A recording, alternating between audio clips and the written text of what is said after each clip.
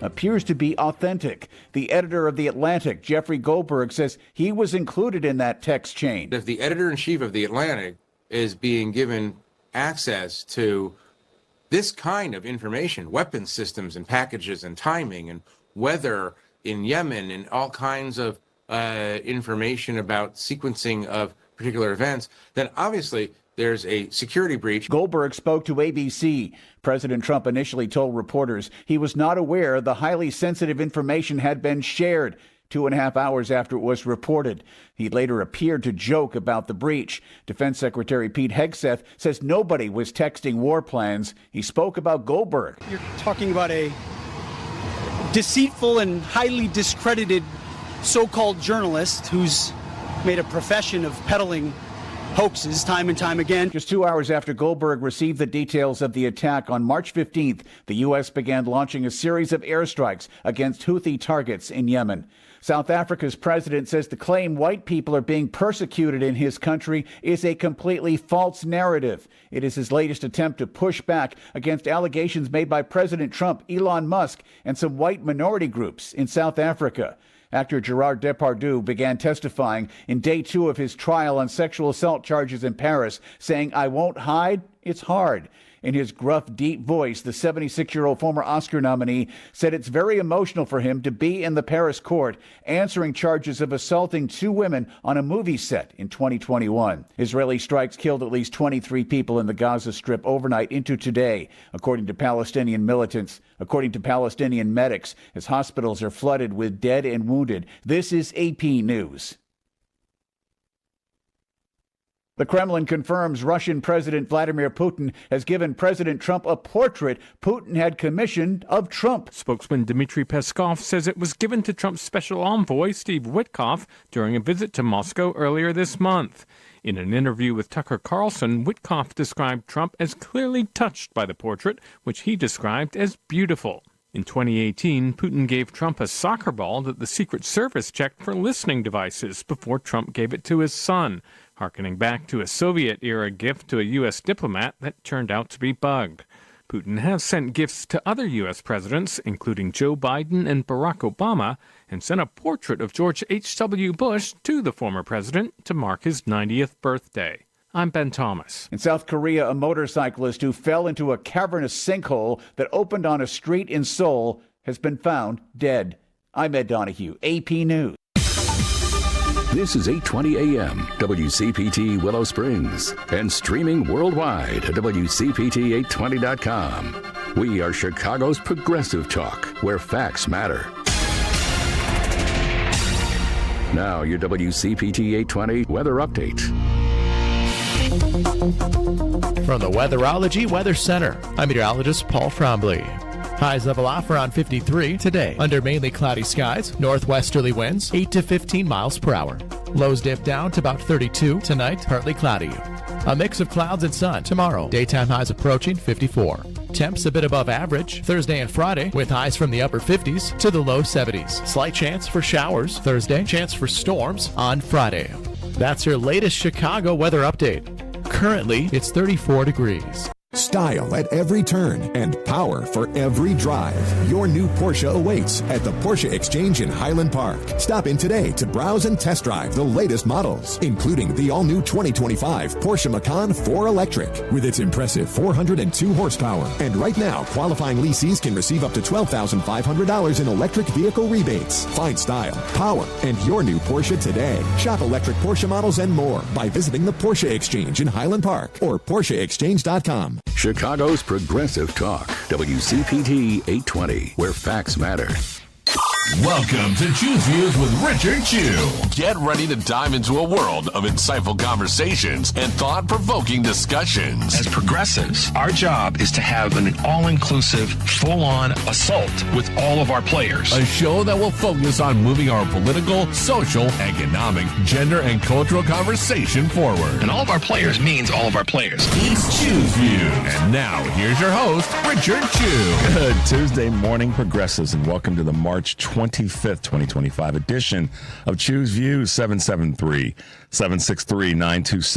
Facebook Live, TuneIn Radio, YouTube, iHeartRadio, and of course, email me and Richard at WCPT820.com. Posted a new item on Substack, and so check out things over there. Catch all of our shows, of course, by subscribing to our WCPT podcast on Apple Podcasts or Spotify. That's where you can get Choose Views, short version and long version, the feature shows, and all the rest. Joan Esposito, live, local, and progressive, driving it home with Patty Vasquez, The Big Picture with Edwin Eisendrath, Out Chicago, and our other great shows. Make your way over to heartlandsignal.com. And today, live, local, and progressive, Joan Esposito will be joined by presidential rhetoric scholar Dr. John Murphy of the University of Illinois, legal analyst Jill Wine-Banks, and Heartland Signal's Rich Eberwine with 3 stories you might have missed from our digital newsroom. Live, local, and progressive weekdays 2 to 5 here on WCPT, Progressive Talk. Chicago's Progressive Talk, you guys, for 20 years. And then this evening, driving it home with Patty Vasquez. As always, check her out, 5 to 7 p.m. Tomorrow's show will be joined by our great contributor, Kurt Mullett from Hoosier Blue 63, and Illinois State Representative Edgar Gonzalez Jr. Okay. Devin and I were having a couple of... listen to me. Today, on this show, at 7 o'clock, we will have State Senator Christina Castro will be with us, talking about cell phones and legislation there. And then author and professor Dante King will be with us in the 7:30 hour. Dante's been with us before. He's got a few things to say about this sort of wackadoodle conversation around DEI and taking away treasures of national information. You'll see. It'll be interesting. But that being said, oh, mercy. Devin and I were spouting some pretty salty language a moment ago. But I'm going to get to Choose Views news. And then when I finish that, and if we go to the break or whenever, we're going to talk about some of these things that just had Devin and I, we would have gotten in trouble with our parents for the language that we were using this morning before we started. All right, guys. So here we go. Let's bring you up to speed on a few things that are happening in our world in the Choose Views newsroom. Stocks did rally as tariff fears eased a little bit yesterday, driven by optimism that Trump's administration tariff policies will be more targeted and potentially less disruptive than initially expected. Yeah, and I got a boat to sell you. All 3 major indexes advanced, led by the NASDAQ. One analyst told Bloomberg that any reduction in potential tariff impacts will be an upward catalyst. Yeah, but we've already seen people who've had hits to their various accounts because of this insanity. Anyhow, manufacturing slumps, unfortunately, as these costs do spike. A key measure of U.S. manufacturing slumped this month already, pressured by higher materials cost stemming from the tariffs. So you see the conflict there. The markets may have a sense that things are going to move in a better direction, but when it gets down to the, sleeves rolled up, elbowed parts of manufacturing, different story. The S&P Global Flash March Factory Index fell almost 3 points to 49.8, a level below 50 signals what? Contraction of that market. S&P chief economist cited a sharp rise in cost as suppliers passed tariff prices and hikes onto U.S. companies. Prices are charged to manufacturers, climbed at the fastest pace since February of 2023. Making me mad, y'all. Hyundai, somewhere in between, has announced a $20 billion investment in the U.S. manufacturing sector yesterday, including a $5 billion Louisiana steel plant that will employ about 1,300 people, along with Taiwan Semiconductor Manufacturing Company and Japan's SoftBank. The South Korean automaker is one of several international conglomerates to reveal new reshoring efforts at the White House ahead of its April 2nd, I almost said April 3rd, tariff deadline. And speaking of tariffs, U.S. is to tariff with Venezuela for oil trade. Trump announced a 25%. Why does he say 25%? Why not, 28% or 20%? What's the big deal with this? Now 25%. It can only count. Oh, that's right, because that's what's on his hand. Oh, see, Devin is a genius. 25% tariffs on U.S. imports from those countries that buy oil and gas from Venezuela. Isn't that insane? Punishing countries, I should say. In a post on his social media platform, Trump said that the levy would take effect on April 2nd. The president has said that Venezuela sends members of the Trinidad gang to the United States, which has designated that group as a foreign terrorist organization. We're going to talk about that a little bit. 23andMe, unfortunately, files for bankruptcy. Embattled DNA testing company 23andMe has filed for Chapter 11 bankruptcy protection, and its co-founder Anne Wojcicki said she has resigned from her position. In a post, Wojcicki said she will remain on the company's board, and she still aims to buy the company's assets. More than 15 million people have given company DNA samples, which could be sold in bankruptcy proceedings. Now, that's not the coolest thing in the world. All right, guys, there you go. Some of the things that are happening over at the Choose Views newsroom. All right, so what were Devin and I talking about with our salty mouths before we go to this break? And when we come back, we'll talk about it a little bit more. You just got to come right out of the gate and say this. How is it that Devin and I were having a conversation, private conversation about different things, and then we didn't know anybody to know about it? No, we don't want those guys to know about it. So we better not, absolutely better not, let them in on our little surprise that we're putting together for people.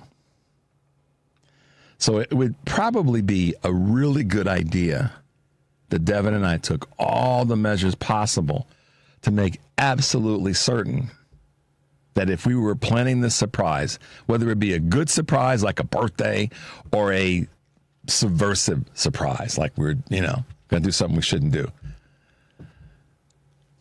Under all circumstances, if we, between the two of us, said, this is between you and me, dude, don't tell Eric, don't tell Lady B, don't tell Joan, don't tell Patty, that we were going to plan a surprise or something for, let's just say, for Stephanie Miller and Tom Hartman. I'm just putting this together from the hip as Devin and I were sort of chatting about. If we were going to involve those people, but we were having a surprise for Tom Hartman and Stephanie Miller because they were coming to Chicago. But because we've all texted them and or emailed them, in some capacity communicated with them, potentially, we don't know.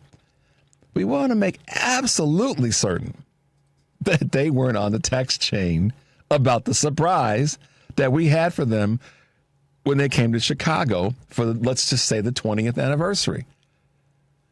And I'm kind of making this up as we go along to make the point. It's on me and Devin to make absolutely certain that only Joan, Patty, Lady B, and Henry get the text. It's our responsibility.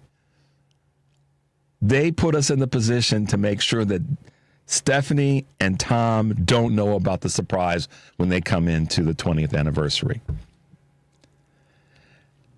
We don't get the luxury of doing anything other than making sure that we don't send it to anybody else. Intentionally or accidentally, it only goes to those people who are the on-air folks and the engineers. Not even management gets a peek at it. It's on me and Devin. So if by chance Stephanie Miller would have called me and say, hey, Chew, man, what's up with this party you throwing for me and Tom? The surprise on the WCPT anniversary that we're getting some special broadcasting award. What's up with that? I don't want to come up on stage and be embarrassed. And I'm looking at Devin like, what happened, dude? And Devin's looking at me like, well, I don't know. I was busy doing something else. We don't get that luxury. Period. So You guys know what I'm talking about. And I wanted to make, because we're not privy to all the information, but I wanted to make the point obvious that these are the folks that are supposed to be the smartest, fastest, strongest, bestest people.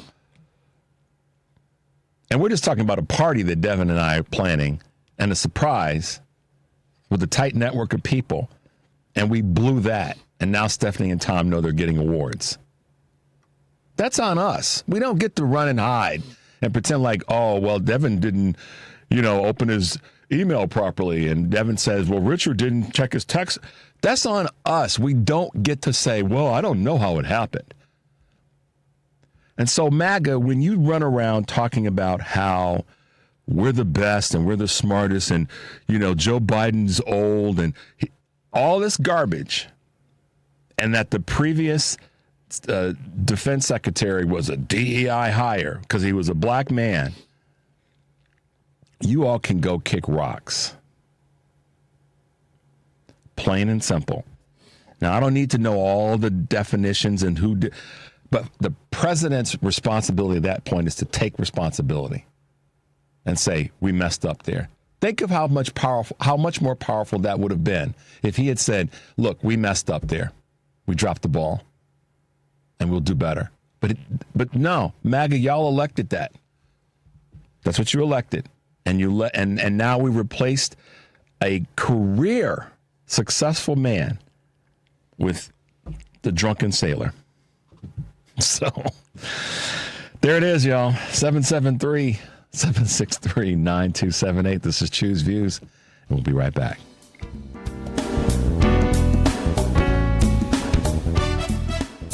WCPT 20th Anniversary Replay 2018. Lori Lightfoot, a candidate for mayor of the city of Chicago. Welcome to Back on the Beat. It's my pleasure to be here with you, Dick. Why do you think that people should choose you as opposed to the current mayor? Well, first of all, I think that the vast majority of Chicagoans believe, as I do, that the city is going in the wrong direction.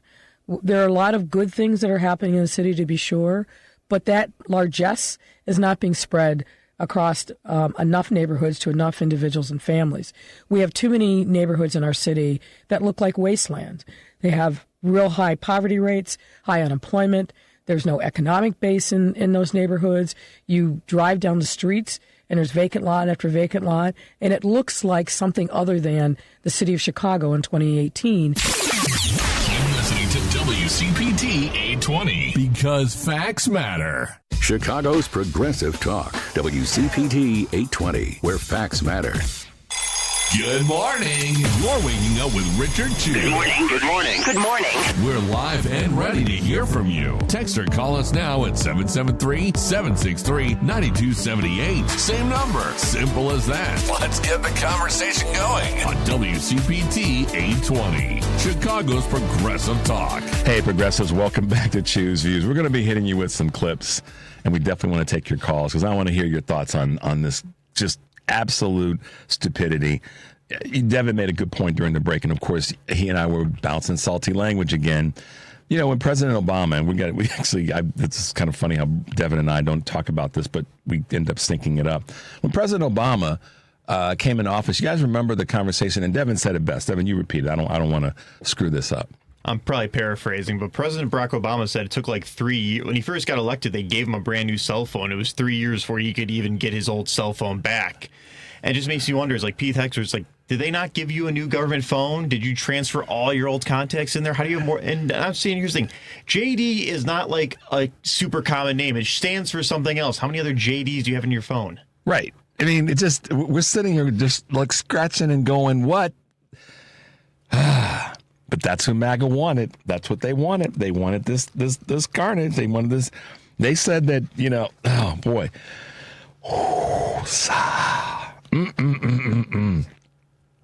And then we have the Attorney General. Pam, I'm so bondy. Miss Crockett better watch herself. The important issues. Right. Devin said let's focus on the important issues. I mean, Dev, Representative Crockett better watch herself. And now she's worried. Now Bondi's running around talking about if you post pictures of Elon Musk when he was with less full hair, not quite bald, that it's an act of domestic terrorism? I mean, listen, y'all, Hegseth and Bondi must be sipping from the same sippy cup. They must be. Slobbering on each other and all that. They must be. Because I'm like, Pam Bondi, girlfriend, you should focus on, like Devin just said, things that matter. Let the House do their thing. They're going to throw stones at each other. They're going to throw rocks and other things at each other. Let them go do that. Rather than kissing Elon's behind. Oh, don't talk about what I wanted my boyfriend. So, to that end, we've got some clips we're going to drop on you guys this morning. Let's start off with our good friend, the former President Barack Obama, on what he said about unnecessary cuts to our federal programs and what it would probably cause. Let's go with that, Devin. In order for us to be competitive, we're going to have to make some smart choices right now. Cutting our education budget, that's not a smart choice. That will not help us compete with China. Cutting our investments in research and technology, that's not a smart choice. That will not help us compete with China. Bringing down our deficit by adding $7 trillion of tax cuts and military spending that our military is not asking for, before we even get to the debt that we currently have, that is not going to make us more competitive. Those are the kinds of choices that the American people face right now. Having a tax code that rewards companies that are shipping jobs overseas instead of companies that are investing here in the United States, that will not make us more competitive. And the one thing that I'm absolutely clear about is that after a decade in which we saw drift, jobs being shipped overseas, nobody championing American workers and American businesses, we've now begun to make some real progress. What we can't do is go back to the same policies that got us into such difficulty in the first place. And that's why we have to move forward and not go back. There it is. That was President Obama and the 2012 election and the debate with Mitt Romney, the one where you saw them sitting at the table. And let's go to another Illinoisan who's just speaking truth, y'all. Just telling it like it is, and how we could have elected such tragedies and weak A folks to represent our country. MAGA, this is on y'all. It just is. I know I go after the Dems in certain days because I want us to do better, but MAGA, this is completely on you guys. Let's listen to what another great Illinoisan had to say, and just standing in the void, Governor Pritzker. I talked about agriculture just a minute ago, but I want to focus on veterans just for a second. Let's face it, many of the people in the rural areas of my state, veterans and farmers, voted for Donald Trump, who gave us Elon Musk. And many of those people are now showing up. They were at the Medicaid forum that I held to say, wait a minute, you're taking away my health care. What's happening? The Republican Congressman Darren LaHood, didn't show. He was invited to be there, and he didn't show. And that's what's happening. The Republicans are hiding their heads. They want Elon Musk and Donald Trump to do the dirty work for them when they know that this is the job that Congress is supposed to do. But Republicans don't want anybody to know that they're the ones doing it. They'd like to leave it to the unelected, the wealthiest person in the entire world. That's Elon Musk. Yeah, see, just say it. Say it loud. And Governor Pritzker, I almost said President Pritzker. Governor Pritzker speaking to it. You know, LaHood didn't show up. We trash talked, but he didn't show up. So what do Dems have to do? They got to roll into Republican districts unapologetically right now. Call every one of your congressmen or women and your senators and say, get your behinds into a Republican district. If you don't, right now, it's almost like you could say to our Democratic members of the House and our Democratic members of the Senate, and even some state legislators in your state, Call them up and say, I don't give a darn about legislation right now, not literally. What I care about is you going and snatching some of those votes and getting some people off the couch. And to Pam's point yesterday, talking about how voter suppression has impacted not just folks in blue communities, but folks in red ones as well. Call your representatives and say, take your behind to a Republican district and make some noise. If you make the noise, the media will follow. They just will. That's what needs to happen right now. Governor, people can say whatever the hell they want to about my governor, but I got his back. Because he is the voice that is the loudest, that's the most cogent, most pragmatic, and making the most sense in the country, in the Democratic Party. I don't care what anybody else says, and I'm not forsaking anything with Vice President Harris. She's determining where she's going to land next, so give her time. But you name me another Democratic leader right now, and I got much love for another one that we're going to play a clip for in a second before we hit this break. You name me another one that's standing in the void like Governor Pritzker is, and we can have that conversation. But that's what the Dems need to do. They need to be on media outlets every single day. I've been saying this for weeks now. So, to the Bondi one, also known as Pam Bondi, the pretend attorney general who's picking fights with congresswomen. We do have a little clip from what Representative Crockett had to say about Pamsky coming at her. When Pam Bondi, though, says, tread carefully, what does that even mean? Yeah. All it means is that she's attempting to get me to say, oh, I'm going to be scared and I'm just not going to say anything, because they are willing to literally break the law. I mean, that's what we've seen them do. They are ignoring court orders. They are ignoring what our own laws are.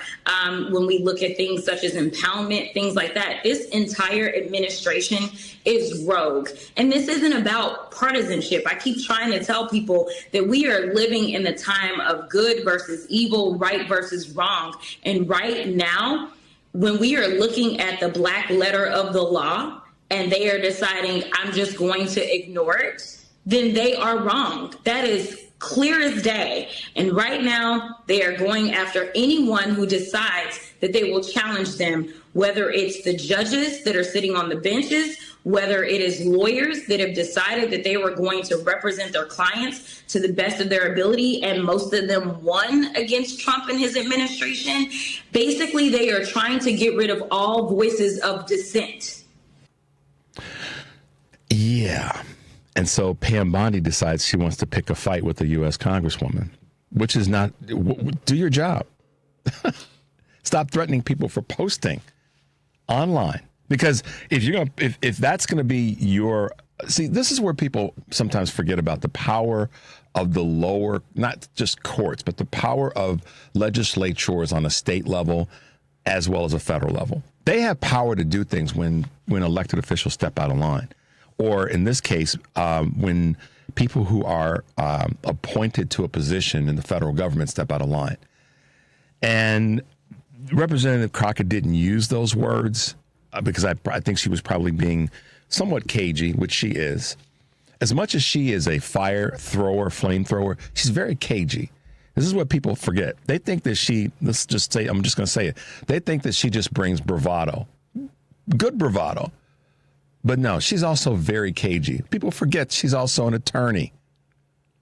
So she understands the law on a lot of levels.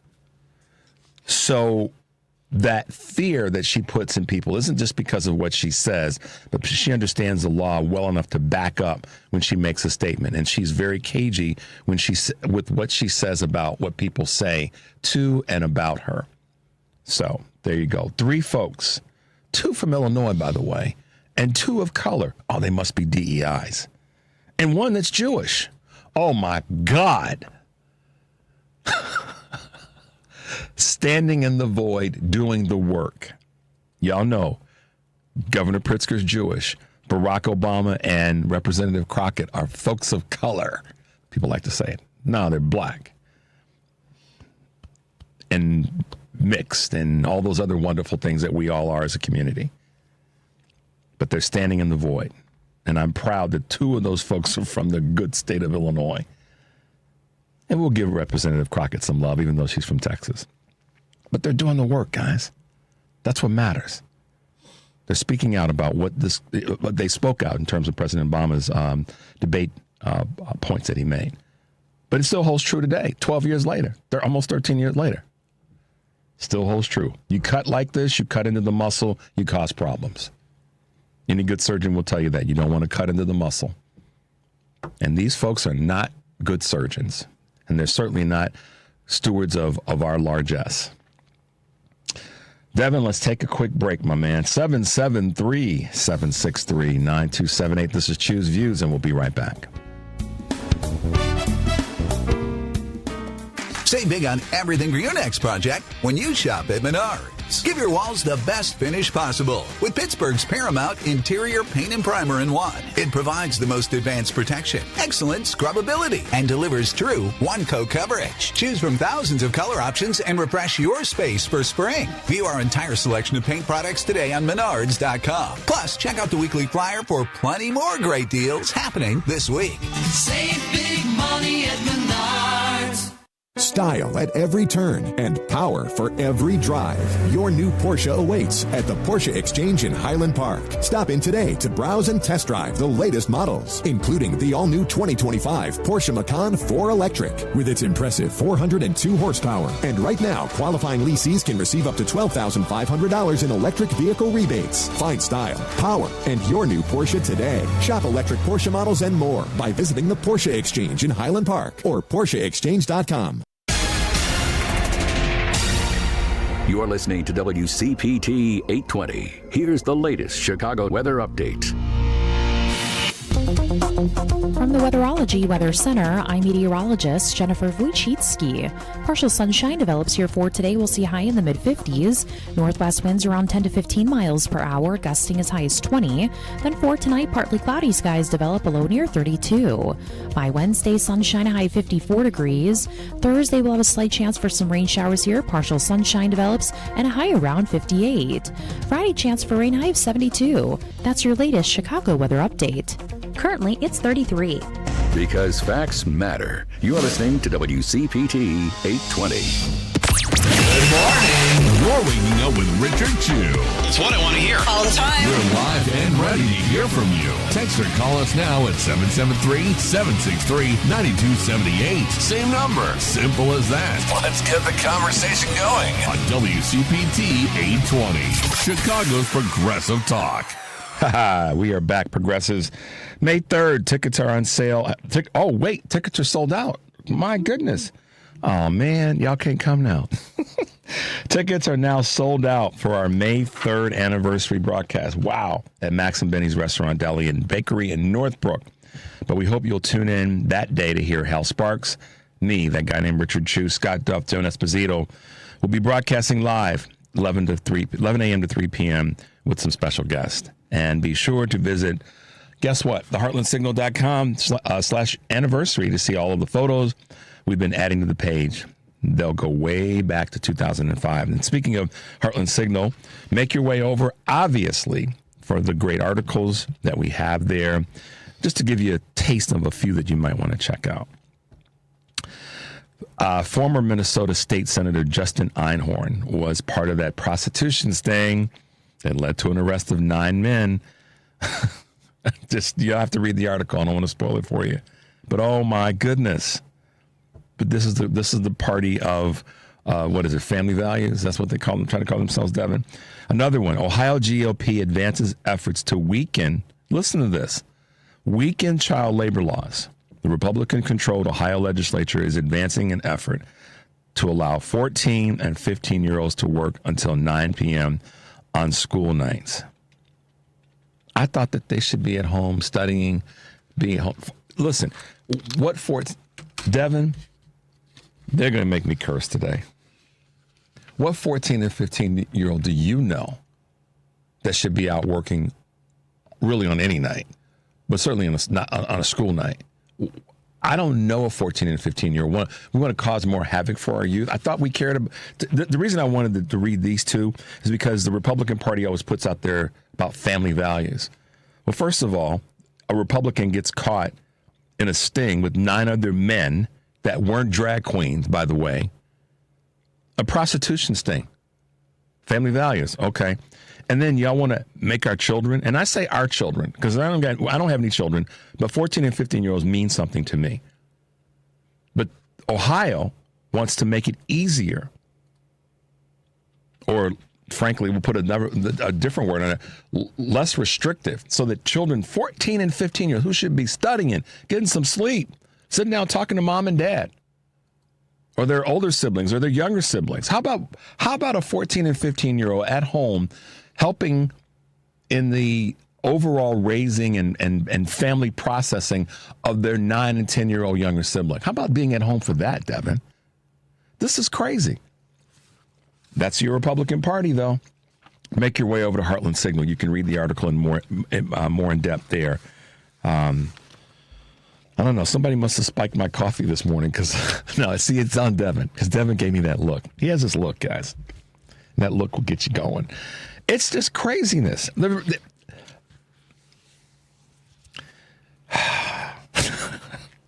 I kind of am laughing at myself because I got another one I want to hit you guys with.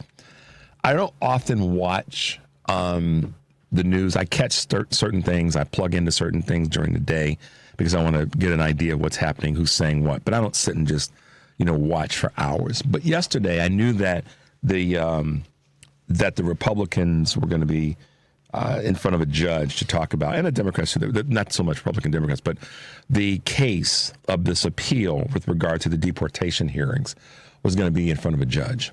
So I wanted to plug in a little bit to that. And there's a lot that I can say, and I'm going to just try to keep this as simple as I can.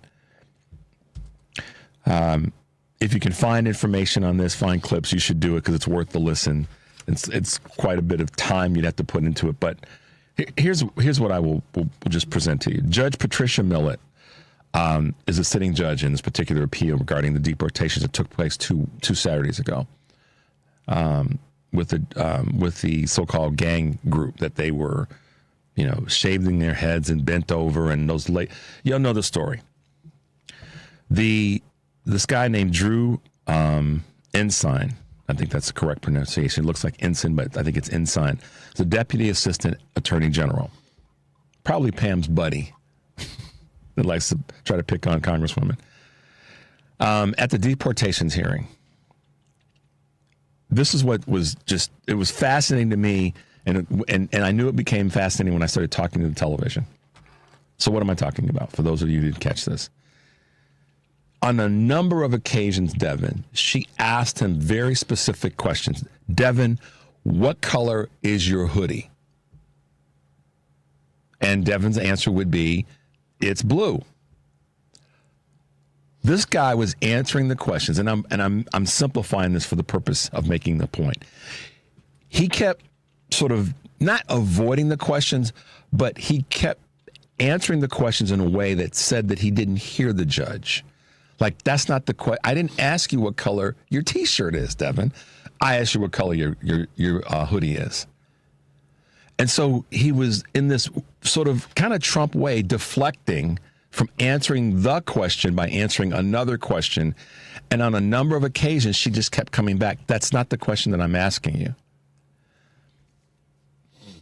So, and there was a little bit of word salad because she had this is what happened. She was, from the very beginning, she was giving him the space to kind of present his case, answer the questions, talk through some things. She knows how sometimes the attorneys have got so much in front of them that they've got to keep it in order. She got that. I could tell by listening to her cadence that she understood that. She was giving him room. But then after a number of occasions on different topics, she would ask a question that he would answer something else. She just, her window of niceness was shortening. And on a number of occasions, she caught him not lying, but not only not answering the question, but not remembering that earlier in this hearing, he said something that was true to what actually happened, but he referenced it the wrong way in his next point.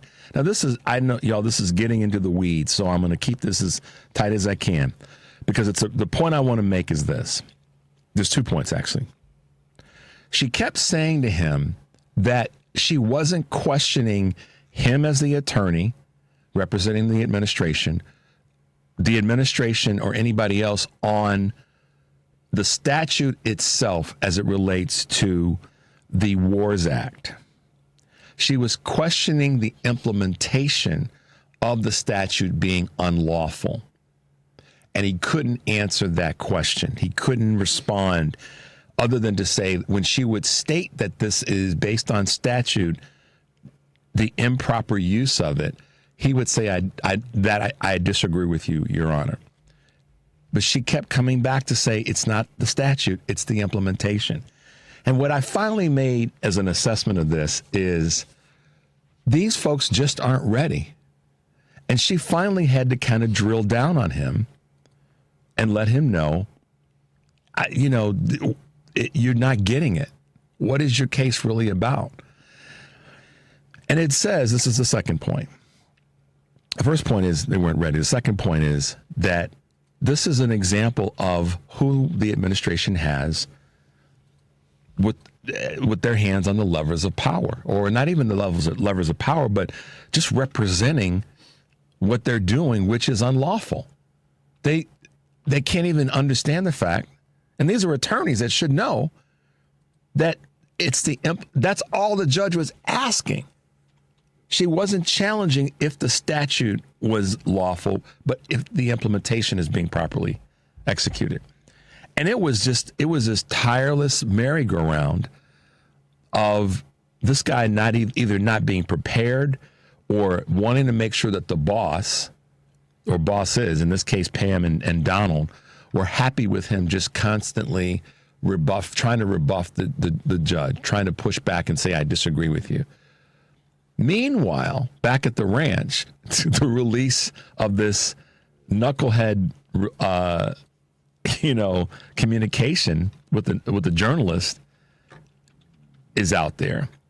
So you Trumpers and you maggots, you all own all this carnage and craziness. You really, really do.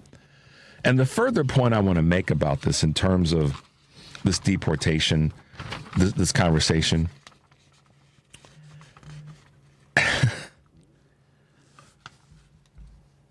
we're spending, people don't know this, Devin, we're spending a lot of money deporting people that may not necessarily have gotten due process. And if the judge, if these are reversed and we have to deal with that, there's a potential for lawsuits. There's a potential for it, which will cost us even more money. And I say potential because I know there's some real legal heads out there that would say no, but there's always a potential. So to that end, this group of fools, craven fools, who are all about DOGE and reducing costs and efficiencies and all that, are actually costing us more money because of their reckless behavior and their, frankly, ignorant behavior or arrogant behavior, or a little bit of both. And I also want to know, you're talking about getting gangs out of the country.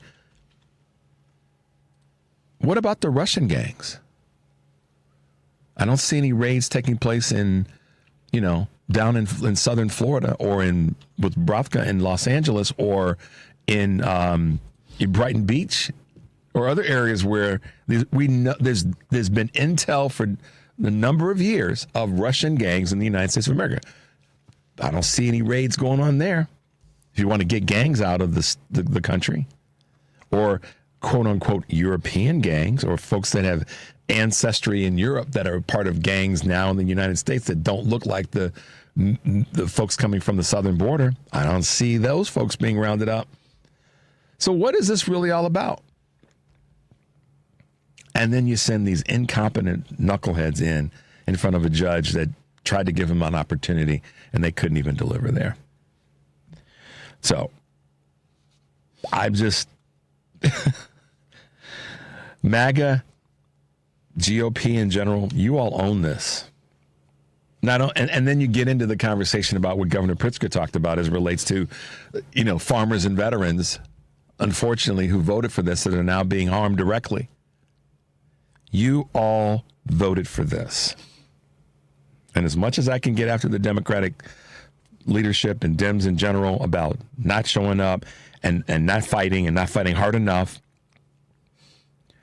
at the end of the day, those 78 million, it said, yeah, I want the dude that's 34-time convicted felon. You should have voted against and stop, like yesterday when we were talking with our guest, needing to always have to vote for. In this case, voting against was the right call. And y'all blew it. Yep, you did. So, time for another break. The number is 773-763-9278. This is Choose Views, and we'll be right back.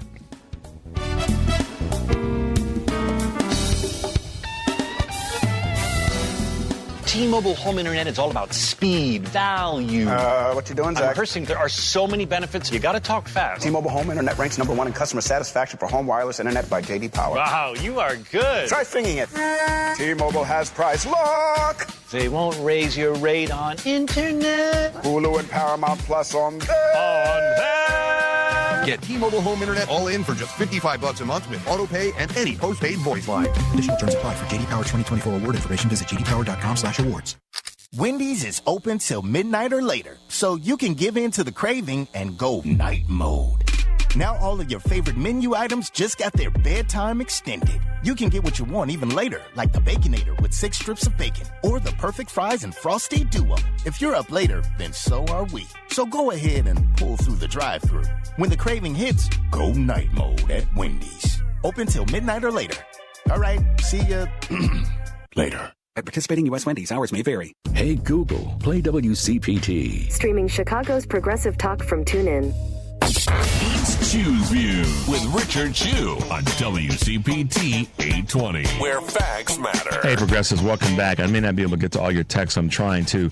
Got a text that said that the Dems are still supporting illegal immigrant criminals.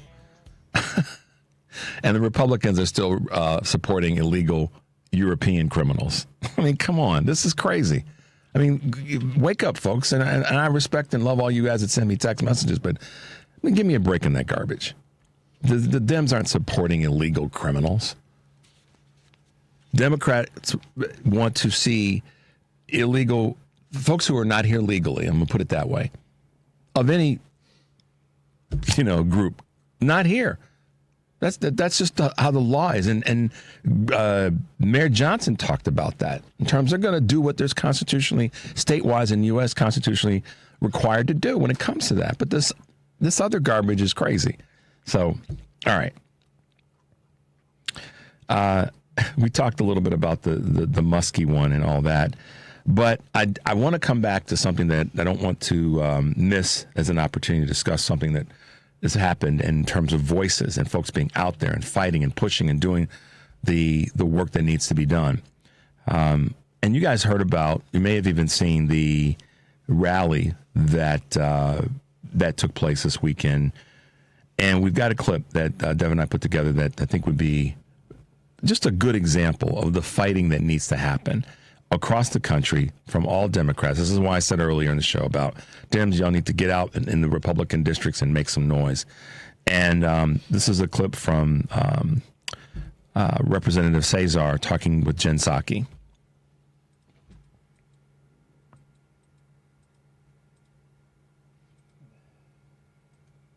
Joining me now is Democratic Congressman Greg Casar of Texas. He's the chair of the Progressive Caucus, and he was with Bernie Sanders and AOC at that rally in Tucson just yesterday.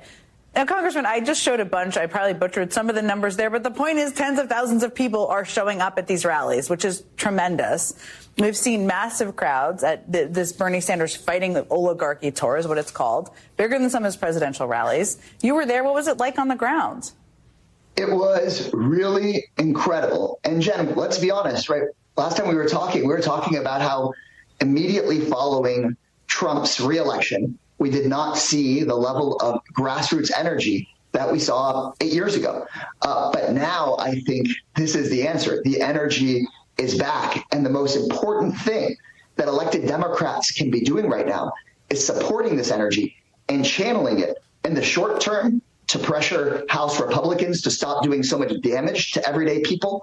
In the medium term, it's what can help us take back the House of Representatives. I believe we could do it by big margins. And then in the longer term, to transform the Democratic Party into the kind of party that not only defeats Trump and Musk, but defeats the kind of ideas that created them in the first place.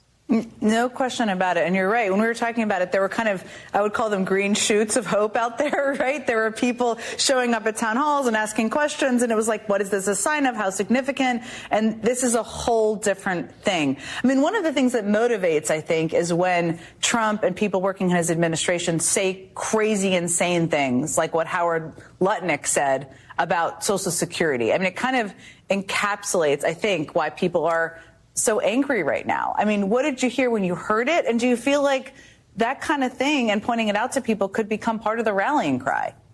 Look, there were so many people at these rallies who had never come to a political event before in their life. There were people at these rallies who said, you know, I heard Bernie talking about how the billionaires were running the government behind the curtain before. But now you've got goons like Lutnick, billionaires out doing it in public, talking about taking your grandmother's Social Security check. You have Elon Musk, the richest person on earth, bragging on social media every day about taking your money for himself. And so, look, when I got invited to this rally in Tucson, we were supposed to be in the high school gym. And we thought it would be great if we could fill a whole high school gym. The line for that gym wrapped not around the school, didn't wrap around the block. It wrapped around the next block and the next block, and it took over the entire high school football field. So that anger and the energy is there. And what people want to see from Democrats is that we're willing to stand and fight for them. And I think that if we stand and fight, that courage will inspire courage. People can knock doors, organize their workplaces, organize town halls, organize their neighborhoods, and drive this into the huge amount of turnout and popular backlash against oligarchy and big money that we need right now. And I think that message brings together all the segments of the Democratic Party and even brings in those independent and disaffected voters that may disagree with me and some people watching at home on this social issue or that one, but believe fundamentally that working people should have a better shot in the economy and that the billionaires shouldn't be running the government. There you go. That puts it right spot on. That hits the bullseye. And most definitely we may post this on my show page, and you guys can send me an email and I'll get it to you if you want it directly. But the point that I want to come back to, there's two things I want to acknowledge. Received a clip that I didn't get a chance to reference the other day that's relevant to where we are right now, to what Representative just said. I know it sounds boring, but calls and texts and letters matter. Remember when we used those to get MSNBC to remove Ronald McDaniel. So now fast forward to where we are now. That was a year ago. Fast forward to where we are now. Contacting your representatives is our way, our tool to fight with. And I frankly think right now another person that needs to get phone calls and text and the office needs to bug the hell out of him is Howard Lutnick. I'm not even going to give him the name. You know, we know that he's the person that is now in the role of, Secretary of Commerce. But call his office as well, too, and let the people that pick up the phone know, how in the hell can you say that your grandmother, I think he said his grandmother, his 94-year-old grandmother, would not be whining and complaining if her Social Security check doesn't show up on time. Well, we don't care about your grandmother. It's not about your grandmother. That just goes to show the disconnect. And there's a couple things I've been waiting to say about this, and so here we go. First of all, Howard, it's not about your grandmother. It's about the grandmother of someone who's sitting in a rural community or in a metropolitan community that's all they have. They don't have the backboard of you and your billions of dollars that, oh, by the way, Howard Lutnick, and for you guys who don't know who he is or his background, his history, he's one of the executives at the company Cantor Fitzgerald. A little bit of history about that organization. They were the firm that during 9/11, that when the building was attacked, Many, many members were above the floors. Their offices were above the floors where the first plane hit. So many of those folks perished. So to that end, part of the money that the company has made for years was off of pension plans that they managed. And monies that they received from individuals for individual investments. Guess where that money came from? And I did a little bit of research. I'm not going to go down the path too far because we don't, one, have the time, and two, I'm not going to, get too far in the weeds on this. Those people were using money from their Social Security payments to make investments, small investments. So how in the hell does Howard Lutnick get away with saying, my grandmother wouldn't be whining, and the ones who are whining are fraudsters? I think the way to deal with Howie is to pick up the phone and call the office of the Secretary of Commerce and say, Howard, your grandmother doesn't matter in this conversation. The grandmothers that matter, the mothers that matter, the disabled children that matter, that are in communities all over this country, that's who you insulted. That's who you insulted, Howard. And either ask him to apologize, step down, or watch his words. Tread carefully, as Pam Bondi would say. We don't need someone like Howard Lutnick, I almost said knucklehead, to be telling people that it's okay to cut Social Security, to tell the country it's okay to cut Social Security because my grandmama wouldn't be upset if her check's late. Well, guess what? She's probably going to call you up and say, hey, Howie, my check's late. I need some money. And you'll wire it to her or have a messenger take it over to her place of residence within the hour. So call his office and let him know to either shut up, step down, or watch his words. Because he was way out of line. And I wanted to say it in my way. Because I understand how a lot of the money that fed the Cantor Fitzgerald system of investments came from people who had very little money. Well, came from pensions being managed for retirement, and came from people who were using some of their Social Security dollars, as so many people do, not just toward that investment, to invest in things. They have some extra money, they're going to put it into an investment. Exact dollars, I don't know, I don't care. What I'm saying is, Howard, watch your words. And folks across the country, call the Secretary of Commerce's office and say, straighten up and fly right, dude. We don't care about your grandmother. We care about the grandmothers, the moms, and the children who may be on disability and receiving Social Security payments. But MAGA, that's who y'all elected. That's who you all elected. So, when we come back from our break, we're going to be talking with one of our local legislators here in Illinois, State Senator Cristina Castro will be with us. But for now, we're going to take a quick break. 773-763-9278. This is Choose Views, and we'll be right back.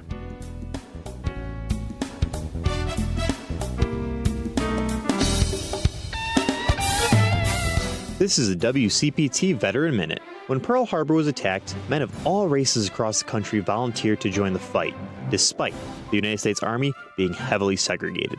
Black enlistees were mostly assigned to combat support roles. But this did not stop Lieutenant Colonel Paul L. Bates, who knew of the racism and pushed his soldiers to achieve excellence. The 761st Tank Battalion was formed in the spring of 1942. It contained 30 black officers, 6 white officers, and 676 enlisted men. The unit donned the nickname the Black Panthers, wearing patches on their uniforms with a panther on it and the slogan, "Come Out Fighting." And in 1944, the 761st was assigned to General George Patton's Third Army in France. General Patton gave a colorful speech to his crew, and the Black Panthers became the first African-American tank squad in World War II. And by the end of the war, the Black Panthers had fought further east than every other United States unit, receiving 391 decorations for their heroism. Imagine all the things you dream of under one roof. You're thinking of eBay. Fashion, collectibles, car parts, it's all there. Go find the thing that keeps you up at night. eBay. Things people love. AP News. Good morning, I'm Ed Donahue.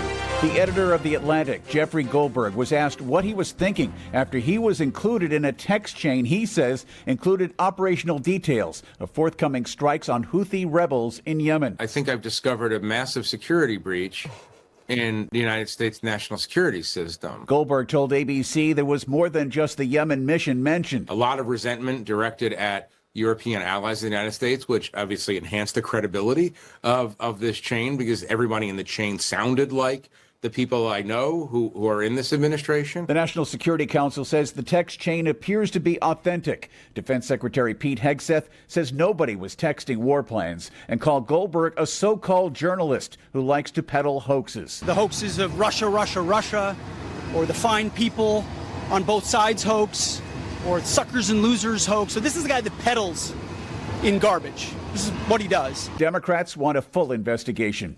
More Russian attacks are reported around the Ukrainian capital. Ukraine's State Emergency Service says the Kyiv region was targeted by Russian shells in the early hours of the day, with firefighters battling to put out fires at a warehouse and elsewhere, while in the eastern Kharkiv and Sumy regions, strikes destroyed several buildings and vehicles, according to the service. Ukraine's General Staff reports that Moscow carried out 76 aviation strikes and used nearly 800 drones against Ukrainian positions and settlements. The strikes follow Monday's efforts by US negotiators to make progress on a proposed partial ceasefire in the 3-year-old war, meeting representatives from Russia one day after holding separate talks with a team from Kyiv. I'm Charles de Ledesma. Palestinian militants say Israeli strikes killed at least 23 people in Gaza. This is AP News. A request from the man accused of killing United Healthcare's CEO. Luigi Mangione is asking for a laptop in jail to help with his defense. He pled not guilty to state charges of murder as an act of terrorism for shooting United Healthcare CEO Brian Thompson back in December on a New York street. According to his lawyers, prosecutors are not keen on the request, saying some witnesses have been threatened. Mangione's lawyers say the laptop would not be connected to the internet, only used to view 15,000 documents and look at thousands of hours of case video. Similar provisions have been made for others in lockup. A trial date has not been set, but Mangione's next state court date is in June. Julie Walker, New York. Waymo says it plans to bring its driverless taxis to Washington, D.C. and Miami next year. I'm Ed Donahue, AP News. This is 820 AM, WCPT Willow Springs, and streaming worldwide at WCPT820.com. We are Chicago's progressive talk, where facts matter. Now, your WCPT 820 weather update. From the Weatherology Weather Center, I'm meteorologist Jennifer Wojcicki. Partial sunshine develops here for today. We'll see high in the mid-50s. Northwest winds around 10 to 15 miles per hour, gusting as high as 20. Then for tonight, partly cloudy skies develop, a low near 32. By Wednesday, sunshine, a high 54 degrees. Thursday, we'll have a slight chance for some rain showers here. Partial sunshine develops, and a high around 58. Friday, chance for rain, high of 72. That's your latest Chicago weather update. Currently, it's 34. It's nice to know someone is on your side. Mark Drugs always has your back. No two dogs are the same. A dosage form or strength of medication that works for one dog may not work for another. A compounding pharmacy like Mark Drugs is here to help you with your pet's medication challenges. We'll be happy to help you when your pet is sick. After all, it can affect the whole family. That's why we give our four-legged patients customized medications to make it easier for them to take. For pet medication problems, first see your veterinarian. Then talk to your hometown independent compounding pharmacy, Mark Drugs. If you'd like to know more about the ways we can personalize medication for each individual patient, we'd be happy to help. We are a compounding pharmacy, which means we can prepare the medication prescribed in a strength and dosage form that meets the patient's needs. Ask us how our pharmacy can help. You have a choice when it comes to your health care, and a great choice is Mark Drugs and Roselle and Deerfield, where you get better health and care for you and your pets. Check out the Pet of the Month at markdrugs.com. WCPT 820, Chicago's progressive talk, where facts matter. Welcome to Choose Views with Richard Chew.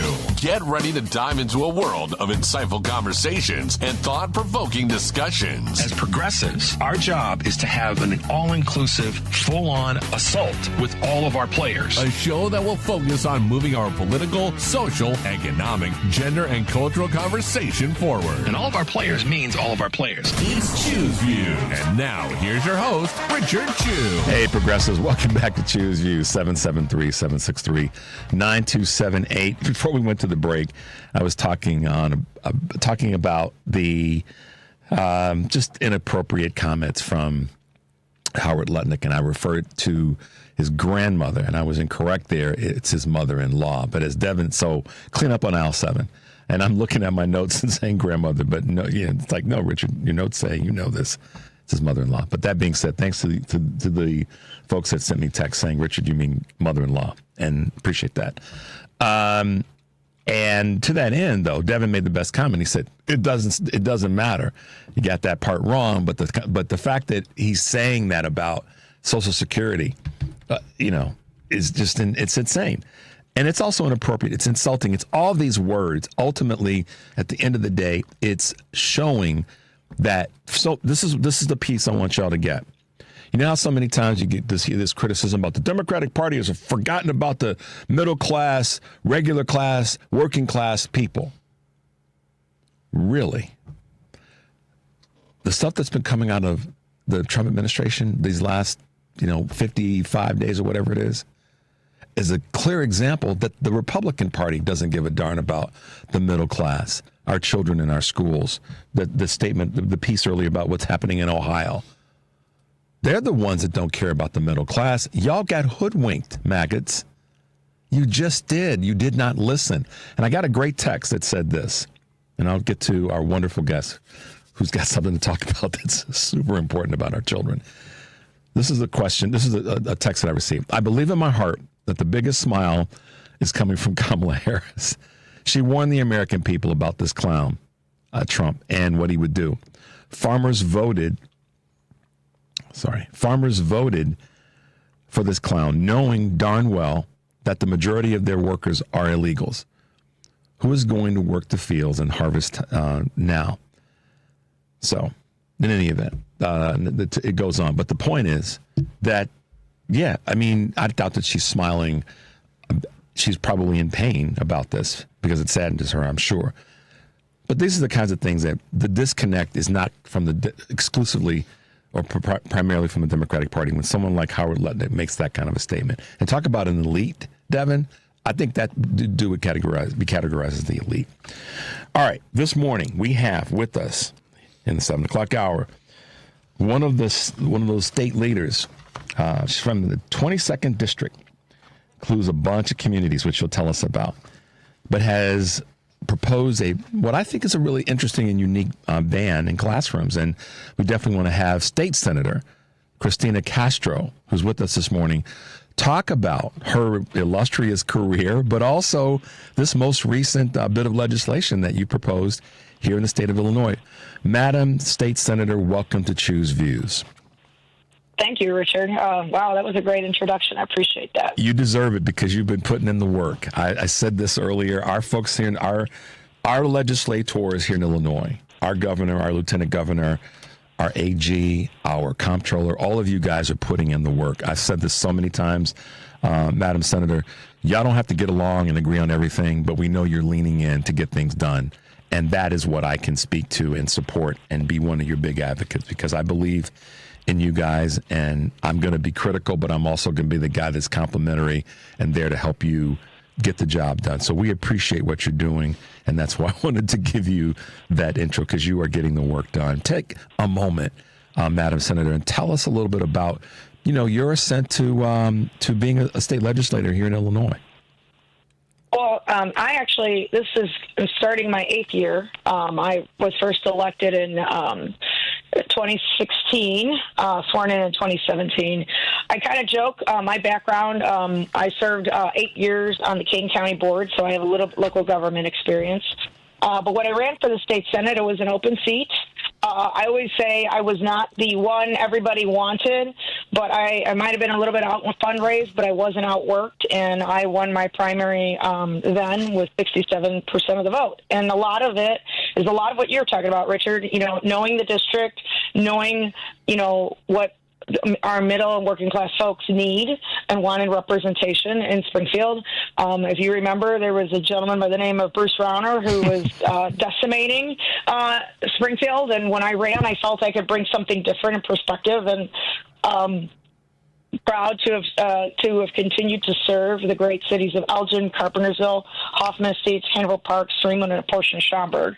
And I have had the honor of them sending me back each of those times that I've been up for election. So I have worked on many issues, everything from making sure we have passed the most equitable Clean Energy Jobs Act, worked on that, introduced the original version of it, have passed many laws protecting women, workers, making sure there's funding for training and development, help small businesses, defend and continue to increase the role of our community colleges, just to name a few. But I have taken my own life experiences and have applied them in everything I do down in Springfield and given them that look. And I think that's what people want, right?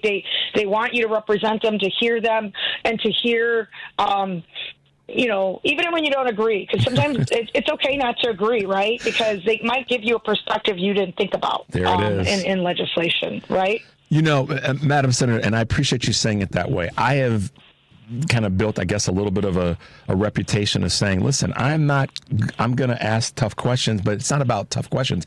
It's about, we know that we, as family, we don't always agree. We are. That's where the good stuff is when you kind of disagree and say, okay, but we still see the same end. We want to finish the finish. We want to get across the finish line. And sometimes our approach may be a little bit askew, but doggone it, if we're fighting for that good end, then we're all going to benefit. And one of the things, and I do remember, this is one of the things that is kind of a little bit of a laugh, Madam Senator. You've always been one that's been fighting for working families and really never afraid to ask tough questions of your colleagues on your side of the aisle, but most definitely those across the aisle. And that's one of the things that has become part of your reputation, is you're not afraid to ask the tough questions because you're not afraid to get into the fight for your district specifically, but for the city, for the greater state of Illinois, and that's seems to be where you are these days. So kudos to you in that space. No, thank you. I appreciate it. And I continue to fight. And, our friends on the right, sometimes people want to make them as the big bad wolf, but many of them are people, right? They represent districts, and sometimes they do bring a perspective you might not have thought about. And I think that is what we need. I think our people expect us to defend them, but also to not do the job, right? And so I think that is one of the things that I pride myself is I'm not afraid to reach across the aisle and have conversations. And hey, it's okay to agree to disagree. Yeah. I think we have forgotten that too. Yeah, and that's part. I think sometimes that has gone too far. But at the same time, it's not just disagreeing. It's like, okay, let's try to keep our eye on the prize, which is to get us to where the end is. And oftentimes we do a better job of that, I would say, as Democratic legislators and progressive liberal Democrats. But so let's talk about a bit of legislation that you have recently been at the tip of the spear on when it comes to this proposed ban on cell phones in Illinois classrooms. Walk us through that a little bit. What brought you to the point that you felt this was legislation that needs to hit the desk of the governor, and what some of the work you've put in to get it to that point? I know it's got to get through the Senate still, but so go ahead. Oh, yeah, sure. So it's Senate Bill 2427 for those that are following. It's banning cell phones during classroom instruction. This is something that I had been working on and researching since last summer, and a lot of it was I sit on the National Council of State Legislators, and I had been noticing other colleagues from across the states had been looking into or had been introducing legislation. And I look at it, and the other thing is, too, the governor saw that I was working on it, and he obviously was very passionate about it, so we are working this bill together. I'm sure you've heard him talk about it as well. Yep. But every student in Illinois deserves a quality education, right? Parents, teachers, and child development experts agree personal cell phone uses are getting in the way of distracting from student learning, right? Multiple teachers in my district and across the state have reached out, even school districts, and asking us to take decisive action to reduce this inappropriate and distracting use. And I know there's like a little bit of controversy, but almost 3/4 of high school teachers polled by Pew has said cell phone distraction is a major problem in their classes. And so one of the things that we started to work on in this bill is kind of setting the floor and not the ceiling on school districts putting a policy in place when it comes to cell phone use in the classroom. Again, it allows local school districts to implement this policy. Right now, the state it wasn't a mandatory requirement. The reason we did that is we have some school districts right now that have their own policy, and we didn't want to upend many of their successful policies. So we pretty much set the floor. You probably heard during the committee hearing the superintendent from Prairie Area School Districts talk about the effectiveness of using pouches. Right. You don't have to use pouches. You can find different ways to limit the use of cell phones in schools. Some schools may decide the elementary level. Some school districts may not want the elementary school level to have access to that and saying they ban that. We wanted to give some flexibility, but we did have some initiative direction with some exemptions. Obviously, if they have an IEP plan, a 504 plan, there's also exceptions for students with disabilities, exceptions for English learners, and emergency situations. Again, we leave it up to the district to fine-tune that model, so that's why our bill is the floor, not the ceiling. So the floor, if I can maybe put this in, I guess, layperson's understanding, this is just to create a foundation that says we understand what the teachers are saying, that it's a distraction, no matter how we put it. And let's also make sure that we acknowledge the fact that there are going to be situations where a device may be required by a student if they have a medical issue or something of that nature. We get that. But the floor is, if I'm understanding this correctly, is designed to say, we hear the teachers, we hear the administrators, and we understand that it's a distraction. Now let's create some reasonable guardrails so that at the end of the day, the most important thing happens when all of our children walk into a classroom, and that is that they get educated. And that the distraction from them getting educated is removed at that time. So let's talk about that, because I remember, I can't remember who said it, but it may have been you, so I apologize. You were talking about when you're working, sometimes if you get a text in the middle of working on something, it's a distraction. And how a child can have that happen, and their ability to come back to what they were to the lesson. The classroom isn't as adept as a grown person. Help us out with how you process that. I don't want to take away your words. So, no, I think you're right. I actually said that in committee. One of the things is, like, as legislators, we all have our cell phones. All of us do, right? All of us are creatures of habit. And as soon as we see a text, a notification, what do? We glance over and start looking at our phone. We get distracted. We may be in the middle of a conversation, and then we stop, right? This happens, if it happens to adults, it happens to kids and students, right? For students, it's even worse, right? You have, the more dealing with mental health issues and cyberbullying, right? And so that can create anxiety and panic in students when they know this stuff's going on and they start looking at it, and then they distract from it and they try to respond to it, and so on and so forth. By limiting the cell phone use, it allows the student to focus in on their teacher, on their classroom studies, and fully devote their attention to whatever their lesson plan is. Now, I will say the cell phone bill ban excludes anything that's been issued by a school district or a school, as far as, iPad for learning and learning devices, a laptop. That's excluded out of that, but it's dealing with, wireless devices that are not issued by the school. But I think one of the things, like, some folks get a little paranoid, but 13 states currently have laws, executive orders, or state education department policies requiring student use on cell phones. and Florida was the first state to do it in 2023. So this is a bipartisan issue, right? This is not a left issue, a right issue. This is an issue that was supported unanimously out of committee because it's the right thing to do, right? To help kids focus in on their schooling when they're in the classroom. Because the goal is, and I like what you said about this is not a left or right issue. Now, sometimes when it comes to legislation, and this is the part where people don't understand, an issue is necessarily left or right. It's an issue about all of us or all of our children.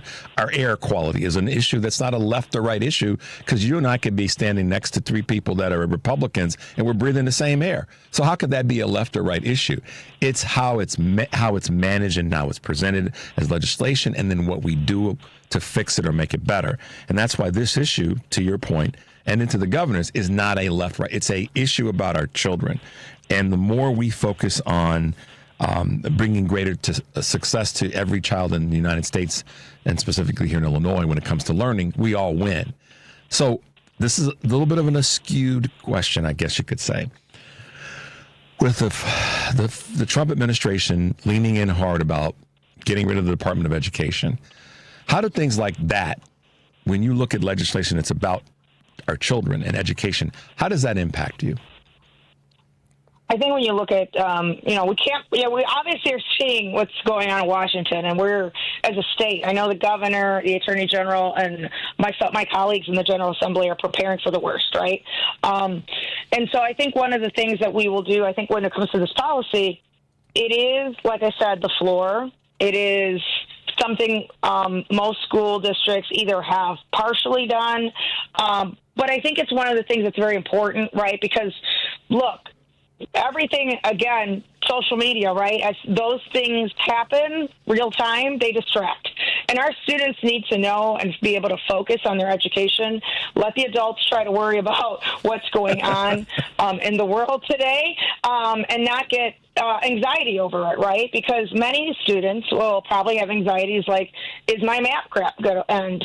Am I going to be able to go to school? We don't want them to worry about that. That's what the adults should worry about. That's what us leaders in the General Assembly should be focusing on. And I know Governor Pritzker and his team have been watching this very carefully. So have we, right? I say we take it a step at a time. I know the executive order just got signed. I'm assuming right now his people, the Attorney General, and our folks are like diving into what does that mean for Illinois. I just want folks in the state to realize you have a great team of people that you have elected who are ready to fight and also protect our students and their students' educational success, no matter what's sent from Washington. And kudos to you for reminding folks of that. They want to hear it. They want to see the results. What's next? And when I say what's next, in two pieces, Madam Senator. The first one is what's next with regard to this legislation, one, and two, what's next for you? You are always busy. You always got sleeves rolled up and elbows deep in making things better for your district and the state. So help us with those two things. So I think the first thing I would say as far as the bill passed out of committee unanimously, so it'll probably pass the chamber when we return either the first week of April or the second. So I look forward to passing this bill and handing it off to my good colleague, Representative Michelle Messman in the House, who's been working and negotiating the bill with me. As far as me, I always am open to helping and serving the Democratic Party, but I'm also happy and enjoying my tenure as the state senator from the 22nd District and continue to serve my constituents and the state of Illinois. So, look, we are at the beginning of sort of the beginning of session. We will start talking about the budget. Those conversations are ongoing, and obviously start moving monumental pieces of legislation till we end session at the end of May. But obviously I'm the chair of the Senate's Executive Committee, where we will hear a lot of these pieces of legislation, and I look forward to many of the discussions and negotiations in regards to that. So that's fantastic. Stay tuned. Stay tuned. I love that phrase. How can folks find you, get a hold of you, volunteer, whatever it takes to be a supporter of the hard work that you're putting in? My legislative office, you can always look us up on SenatorChristinaCastro.com. And you can always reach my office. My chief of staff is always ready. Obviously, if you go to what we call ILGA, which is the government site where you can follow bills, you can click on members and you will get all of our contact information. You'll get a hold of our Springfield office that way, and that's ilga.gov. You can find us on there as well, and you can always reach out, phone call, email, however you need to. But I will tell folks on this listening in today, it is important to engage with all your legislators, not just me, especially on something that matters to you. As you saw, we have several thousand bills that have been introduced, and it is always nice to hear from our constituents on what issues are important to them or not, right? Which ones they oppose. So they should reach out to their legislators, even if they're in a red district or a blue district and they don't necessarily agree. They should always reach out to their legislators and let them know where they're at. It came right from you. So sometimes I don't think they believe me when I say that to our listeners all over the country. Reach out, get involved. So State Senator Cristina Castro, representing the 22nd District here in Illinois and getting the work done. Thank you for being with us this morning, Madam Senator. We appreciate you taking the time. Have a great rest of the week, and we'll have you back soon, okay? Yep. Thanks, Richard. Have a great day. Yep, you too. Bye now. There it is, guys. She said it. If you don't believe me, she said it. Reach out. Contact your legislators here in Illinois, certainly, and then on a national, a federal level. It may not be an issue that you follow, but it's one that if it's important generally, then reach out. She's telling you to reach out, and that's what we need to hear from more of our representatives, that they are willing to listen, and they want people to reach out, and they want people to participate in this process. So there you go, guys. All right, we're going to take a little bit of a break now. We have another wonderful guest joining us at 7:30 hour. So let's see. Yeah, music's playing. That means shut up, Richard. 773-763-9278. This is Choose Views, and we'll be right back. Hey there, it's Carrie Joy with your Work Money Minute. Today I'm going to share a story about me and my money. This starts in my 20s when I was what I will call an avoider. I was an avoider because I just felt like I was bad at money. I didn't want to think about money. I didn't want to do anything with money except make it and spend it and close my eyes and pray that the rent check would cash. I spent a few years beating myself up about not paying attention to my money until I started having a very short money meeting with myself every month. And those meetings taught me that with a little bit of effort, I could be on top of my money. I could know when it was coming, and I could know where it was going, and eventually I was able to make plans for it. So if you're stuck in the avoider trap, hey, I know what it's like. Invite yourself to a money meeting. I promise you it'll pay off. For more money tips, check out workmoney.org. Till next time, this is Carrie Joy saying, take good care. Check up on health with Chris Whitting. The average American spends nearly $1,000 a year on prescription drugs. But Dr. Edward Giardini, author of How to Save on Prescription Drugs, says smart consumers can save money fairly easily. You always want to know what the retail price of the drug is before you use your benefit card, and shopping in general can really pay off. Local retail pharmacies' prices can be 3 or 4 times higher at one pharmacy or drugstore compared to the next. So you really need to shop around. If you expand your sphere of shopping to include mail order and online pharmacies, you can even get better prices. The biggest money saver of all?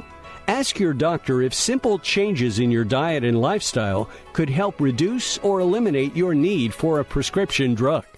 With Checkup on Health, I'm Chris Whitting.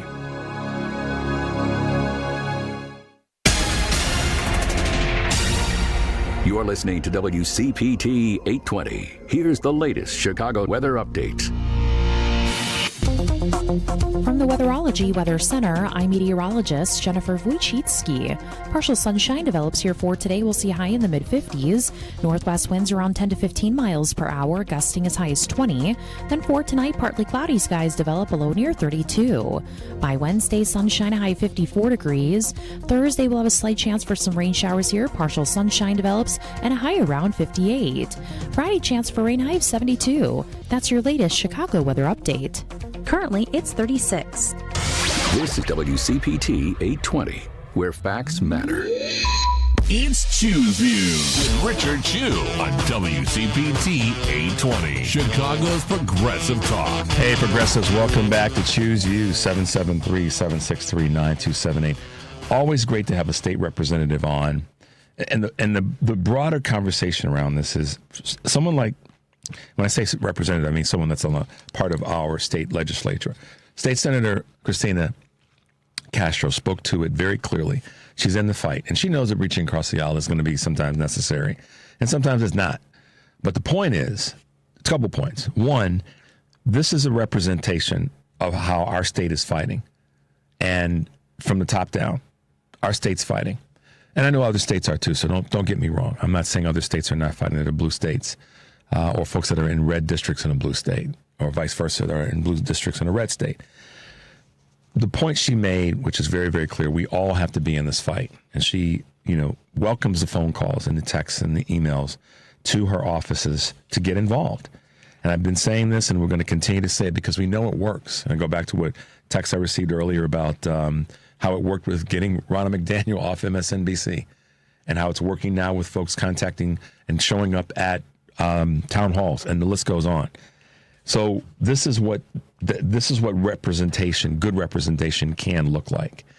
And this is why I'm proud to have folks like that on our show, because they speak to it, and we want to continue to push them. As I said, criticizing and complimenting at the same time gets stuff done, because then we know what we're doing and what we need to be doing. Another person that's in the fight, that's been with us before, and has no worries about speaking his mind and putting it to text in terms of the books that he's written and the work that he's done. I respectfully call him Dr. King, but it's professor and human resources management consultant and author, Professor Dante King. Good morning, Dante. Welcome to Choose Views. Good morning. Thank you for having me back. I knew I'd make you laugh. See, I caught you. I knew I'd make you giggle a little bit there. It's good to hear your voice, man. I'm glad you are doing well. I presume you're doing well. I'll make that assumption. But thank you for being with us this morning. And we always love having you on the show because of the fact that you are one of those other voices that speaks to, you speak to the things that a lot of folks don't want to talk about, candidly. They don't want to raise their head or their hand and say, yeah, we need to lean into this. We need to talk about it. And you have done that for a great part of your professional career, as we talked about in the past.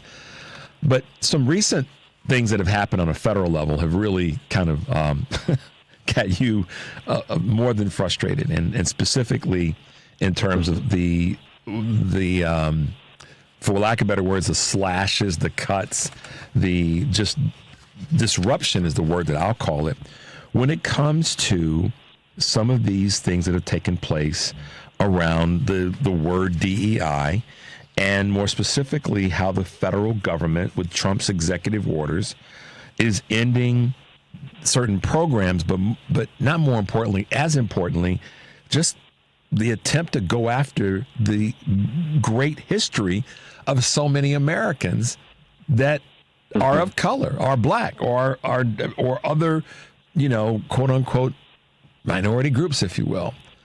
So let's talk about that. Let's dig into this. I mean, we can start off with Jackie Robinson. I mean, let's just be honest. Who in this country doesn't understand the impact of Jackie Robinson, not just on blacks in baseball and blacks in sports, but as it relates to the country's move to be the great country that it so aspirationally wants to be?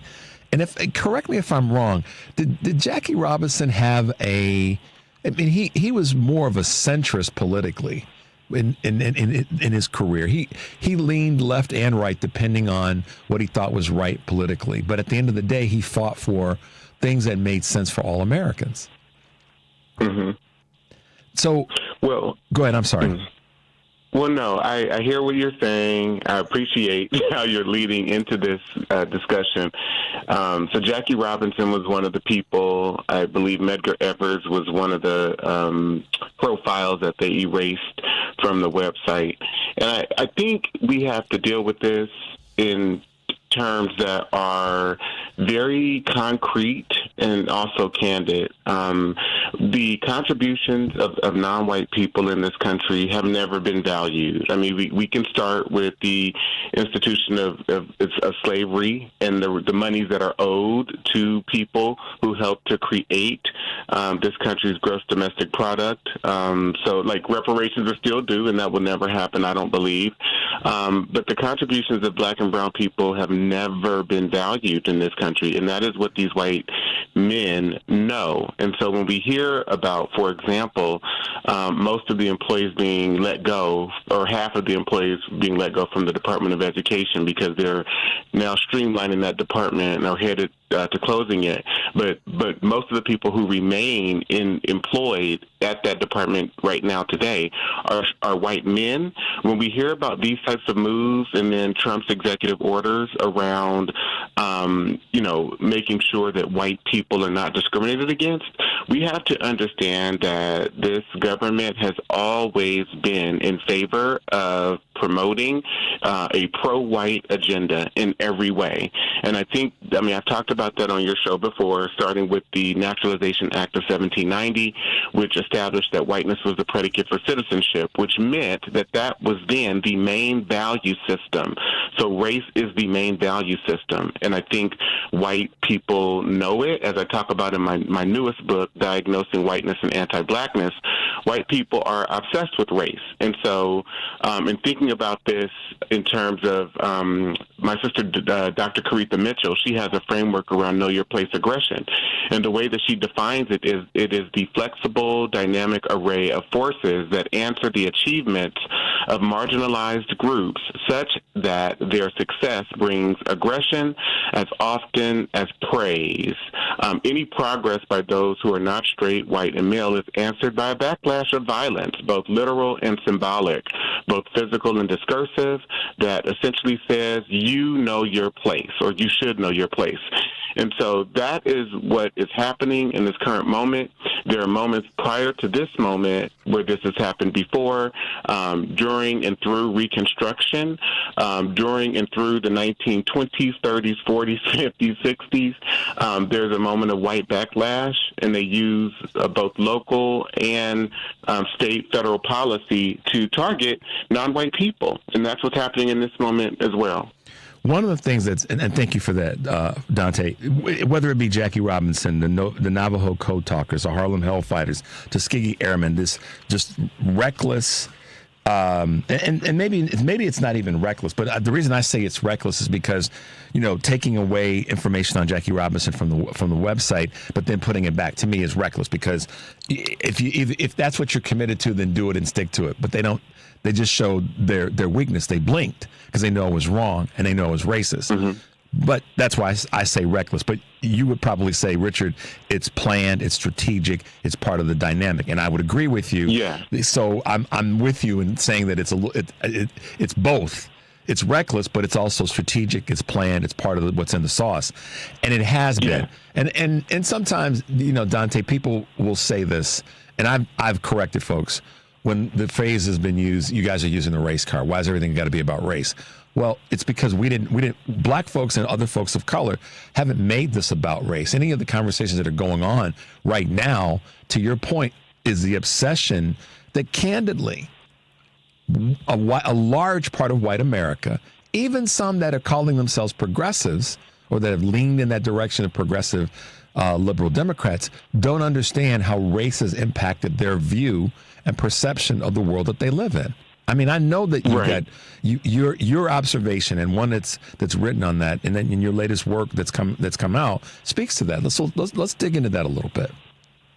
Well, we didn't racialize this country. Non-white people did not racialize this country. White people have racialized this country and have decided that it is a legitimate factor or criteria by which we should recognize people, and have embedded it into every facet of this society. Every legal piece of documentation that we have has a category for race, and that has not been determined by non-white people. That's been determined by white people. And so we have to then deal with this idea that these human beings who really, when you look at, for example, Dr. Frances Cress Welsing's work, she was a psychiatrist and a medical doctor, and she talks about this delusion that white people function within by associating themselves or attaching themselves to a color concept based on the reality that they cannot produce skin pigmentation, that they indeed are not white.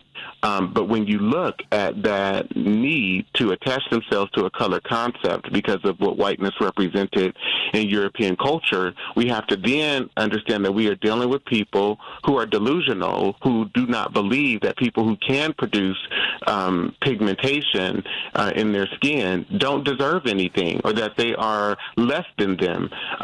But so in essence, we're not dealing with people who are white. We're dealing with people who are suffering from a delusion because they have attached themselves to a color concept that does not really exist, but it's the way that they have chosen to separate themselves from other people. And so we then have to deal with what she describes as a behavioral system, which is white supremacy, which is a compensation of the reality of them knowing that they are genetically recessive, and this hyper-focus of not being replaced by other people, by not being outdone by people who have the ability to produce skin pigmentation.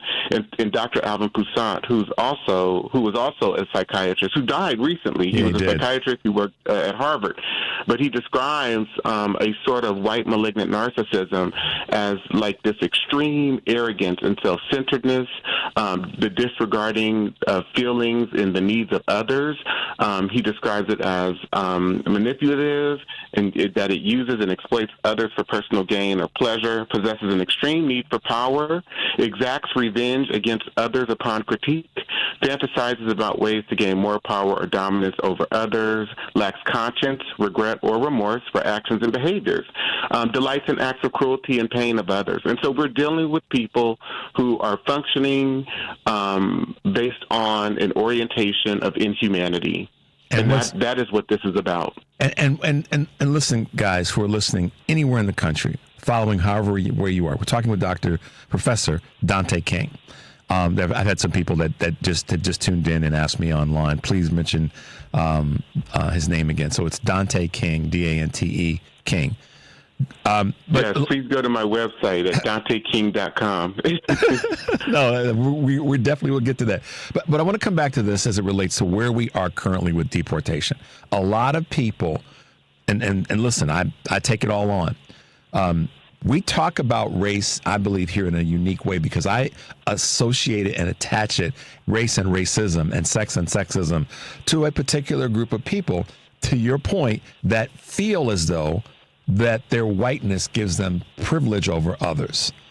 And when that gets put out there, people get a little itchy in the collar, because typically, as the phrase goes, when someone is called out, they holler. I had to clean that up a little bit because I didn't want to say something that would have been disrespectful to our wonderful pets. But the point I'm making, you know what I was going to say. The point that I want to make in this is that in the conversation around deportation, what I'm not seeing are people being deported out of this country who are not here legally at this point because their visa status from the country in Europe that they hail from has expired. That means that they're here illegal. Now, if they done something illegal, like rob a store or commit a felony or some other heinous crime, maybe not. But they're still here by definition of what the whiteness of the Trump administration wants to put on people illegally. Mm-hmm. So that just goes to show America, this has nothing to do with the illegality or not from a federal level. It has to do with deporting people that don't look like the quote-unquote mainstream white male American in this country. That's the truth, y'all. Absolutely. Absolutely, and it also has to do with the reality that the birth rate of white babies and children in this country has declined significantly. And you also had a large swath of the white population who was affected by the pandemic, the COVID-19 pandemic. And even prior to that, I mean, discussions in the early 2000s around, the traditionalists are driving out. Well, who were the traditionalists? They were mainly white immigrants who had come here, but also white citizens who were here as a result of migrating from Europe in the 19th century, in the early 20th century. And so there's been this decline and preoccupation with we need more white babies, which is why even now you have President Donald Trump espousing this idea that we can just make Canada the 51st state. Why? Because Canada is predominantly white. And if we are able to just create more white citizens overnight, we can cure and solve this problem. But you are absolutely right. The goal is to get rid of black and brown people. It always has been. There are two books that I reference when we, for example, look back into the early 20th century at the Supreme Court ruling, Buck v. Bell, where they were saying that in that ruling they wanted to get rid of people who were unfit, undesirable, the defective, as they called them, and they had this plan to basically get rid of 15 million Americans. They wanted to do what Hitler did, essentially, in Germany. And the books are Race Traits and Tendencies of the American Negro, and then also the Passing of the Great Race by Madison Grant. Both of those books talked about basically getting rid of non-white people through genocidal tactics, essentially creating laws and policies that would confine those certain groups, black people, to ghettos and keep medical care away from them. And they espoused essentially that within 100 years, by roughly the early 2000s, that if black people were put in ghettos and disallowed access to opportunity, disallowed access to resources, municipal resources, that they would be extinct by the early 2000s. Yeah. And I think that the plan has always been to follow that plan of action, that course of action, but they're using different strategies and methods to do it.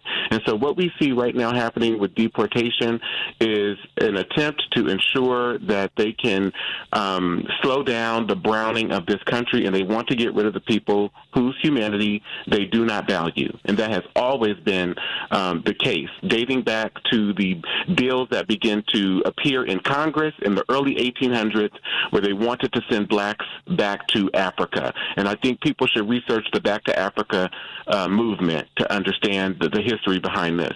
One of the things, and thank you for that, Dante. I've said this to so many wonderful guests like you. I stopped taking notes and just listen because of what the professor is saying. Here's the other part. Let's come back to something that might seem very in the weeds, and we're gonna kind of move our direction in wrapping up this segment because I love having you on every few weeks.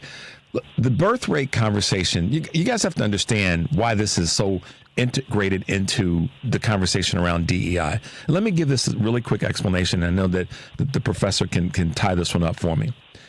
The birth rate in America of to statistically white babies, if you will, has declined, and they can go back and put a date on it almost, and that's from looking at the new legislation that came in with the woman's right to vote and then affirmative action in the 70s, which meant that the highest benefactor of those bits of legislation were white women. The birth rate went down because at that point, more white women were in the workplace and voting. So proportionate to that, then comes this pushback from white men in America that said, oh no, we can't have that because our biggest competitor isn't black folks or other folks of color, it's white women. And then you see this explosion of success and successful white women in the workplace, which should be the case for all women. But DEI and affirmative action, as many white voters voted for this current administration to get rid of people of color, in actuality, it's now come back to harm the people that you didn't want to get harmed, which are the ones that look like you in the mirror. And that's the crazy sort of, wow, did you really mess around and have you really messed around and found out what you're actually doing? Because taking away benefits like Social Security, Medicare, Medicaid, the public education, Department of Education, and the list goes on, is hurting the group of people who thought that it was going to hurt other folks. Am I right or wrong? Sure.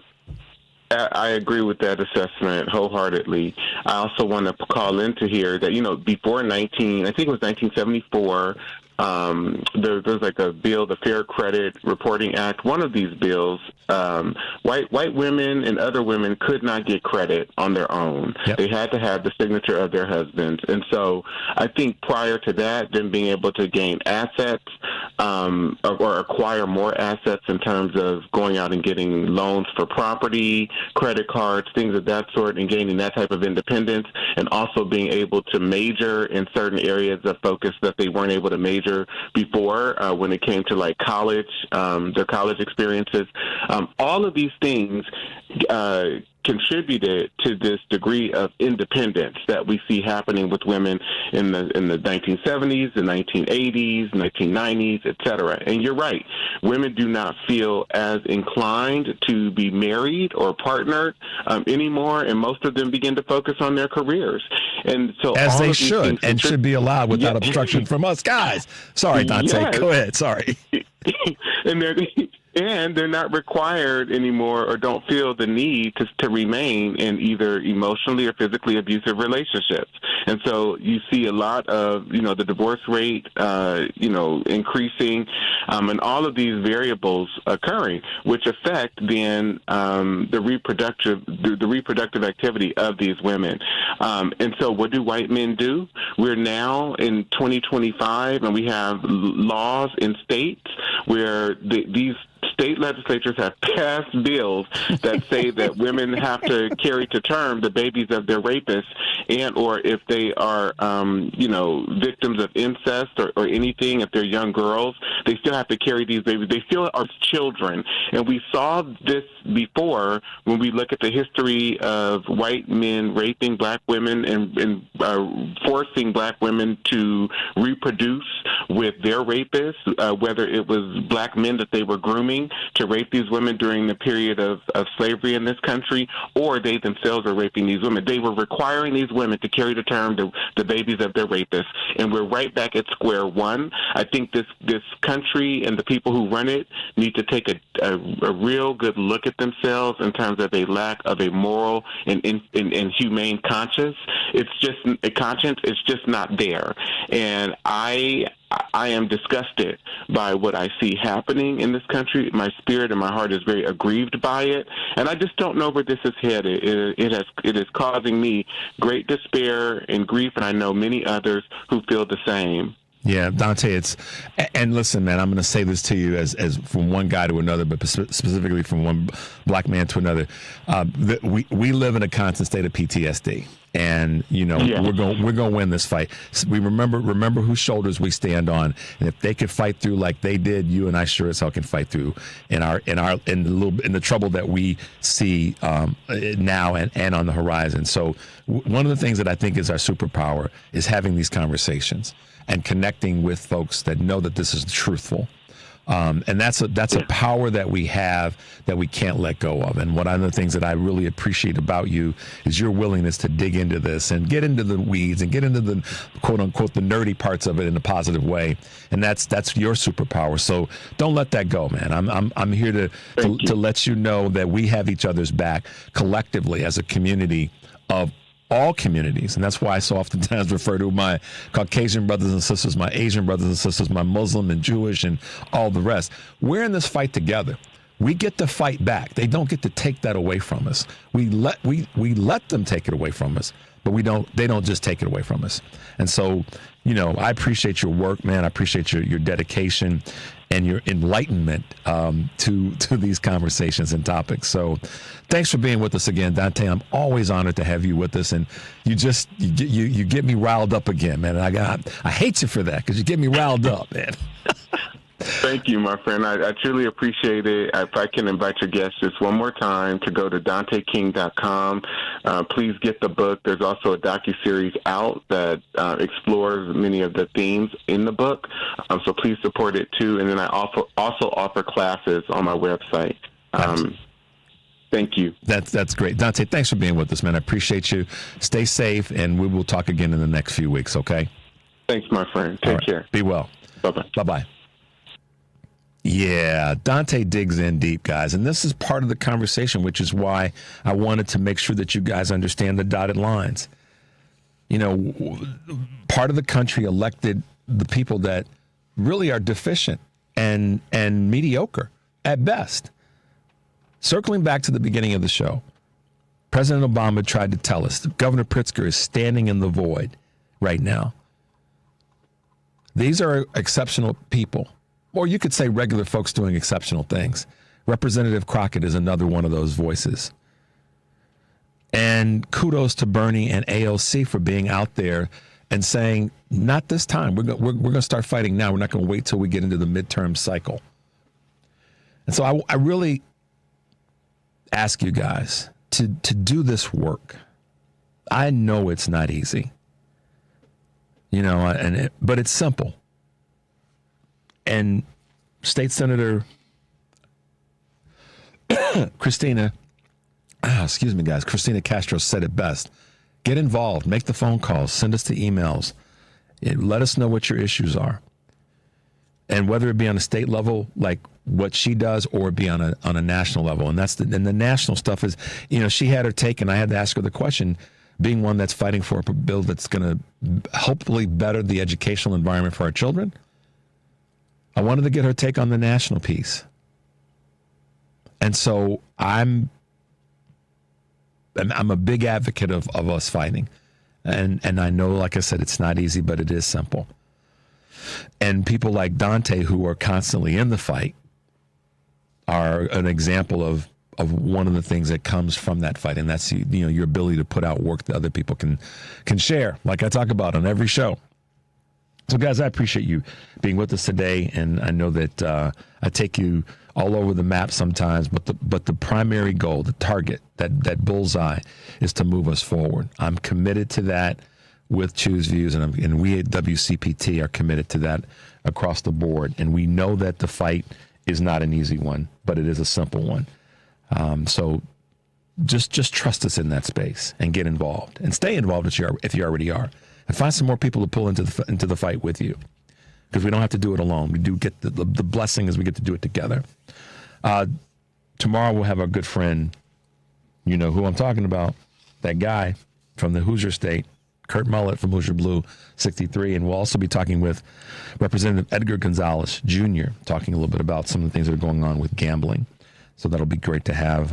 It'll be great to have both of them on our show. You have to stay tuned for who? Stephanie Miller's show, my radio sister on the West Coast.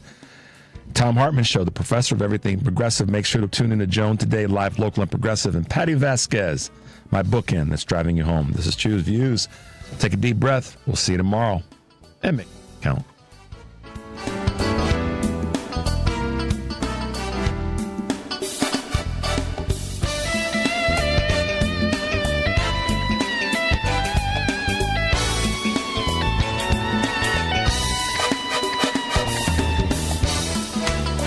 Are you tired of talking to yourself? We can get you an audience on the radio. You can produce and host your own radio show on one of our 2 stations. Please call 773-792-1121. That's 773-792-1121.